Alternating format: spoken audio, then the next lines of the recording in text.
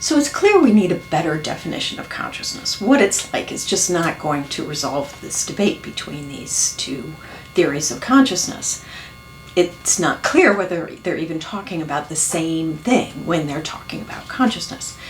And so I propose that we think about consciousness in terms of its function. We think more about what it's doing and how it works in order to better resolve this debate between these two different theories. So what is consciousness? What are other features that we can identify that are necessary to consciousness, in addition to there being something it's like to have an experience? And I think unity and flow are key features of consciousness. And you can think about this for yourself. Here you are, you're conscious, you're having an experience. What is it like for you to have this experience? I think that your experience is unified, that you're not just having an experience, but you're having an experience that is composed of several different features, that you're hearing the sound of my voice, you're seeing my lips move, you're seeing other things in your environment, maybe you're thinking thoughts consciously. All of these things are part of your conscious experience, and they're unified within your representation. You don't first have visual representations and then after that have auditory representations. So conscious experience is unified and it flows, that your experience flows from one moment to the next, that you're having this set of experiences and then this set and then this set, and then they flow from one to the next. This is this idea of the stream of consciousness. So it's unified and it's flowing. So these, I think, are necessary features of consciousness that we can add to our definition. And I think that the way to define consciousness, that we should talk about phenomenal consciousness, that we should focus on what it's like to have an experience, and to talk about that in terms of a representation of the present moment.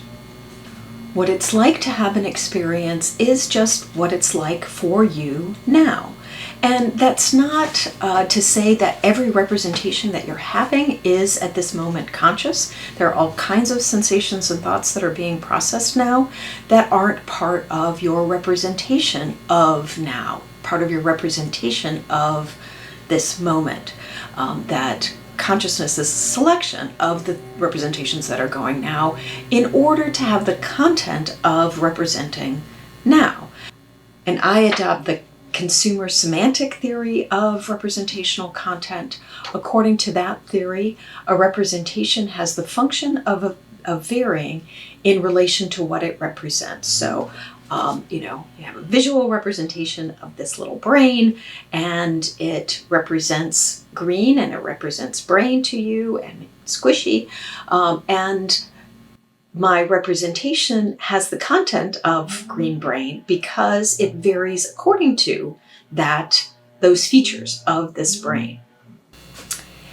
And my representation of this green brain has that content. It varies according to the green brain because that representation, that device, whatever it is in my neural system that has that representation, has been useful, that I've used it to be able to get to green brains and to do things with green things, with brain things, with this particular green brain.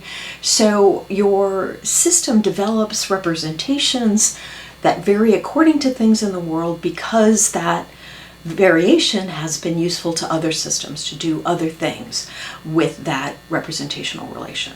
So that's the consumer theory of representation that says how representational content is formed. And so my argument is that we have a representation of the present. The system produces a representation of what's happening now because that representation has been useful for us in the past, has been useful for our systems to do various things.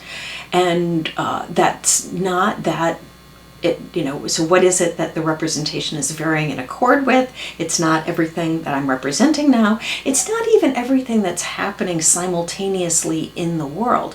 It's what my system has varied in accord with in order to be useful. So, for example, you're representing the sound of my voice and my lips moving as simultaneous, as happening at the same moment. So your conscious representation is of those syncing up to be simultaneous, but of course the visual and auditory representations travel through the air at a different speed and they get processed in the brain at a different speed. So somehow those different signals and those different temporal relations get synced up in your brain to represent this is happening at the same time. And if you're seeing something that takes that out of sync, it's very disturbing when it gets out of sync. And there are various ways in which your system will fudge the incoming signals in order to represent things as simultaneous, even when they're not necessarily simultaneous in the world. So it turns out that my lips are moving at the same time that the sound of my voice is being projected. But there are things like motion representations that need to get updated relative to static representations in order to have the best representation of what's happening now.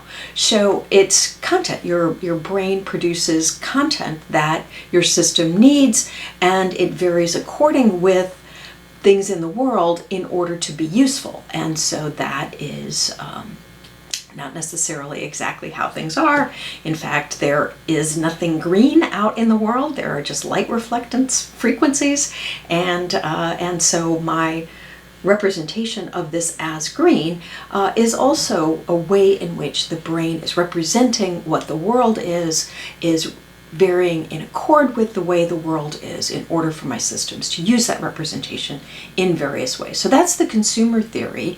And so then the question is, what are the ways that the system is using this representation of now? Why have a representation of the present moment? And I have argued that you need a representation of presence in order to respond flexibly to the current situation in your environment.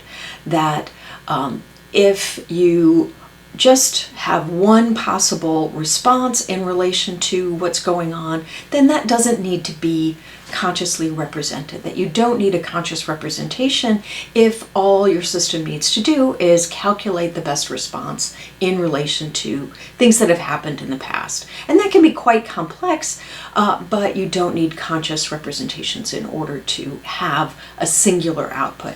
But if at this moment you could do different things, or you could switch your goals, if you are capable of these kinds of flexible action, then you need to be able to stop time, you need to be able to represent now in order to assess the situation and to do those different possible actions.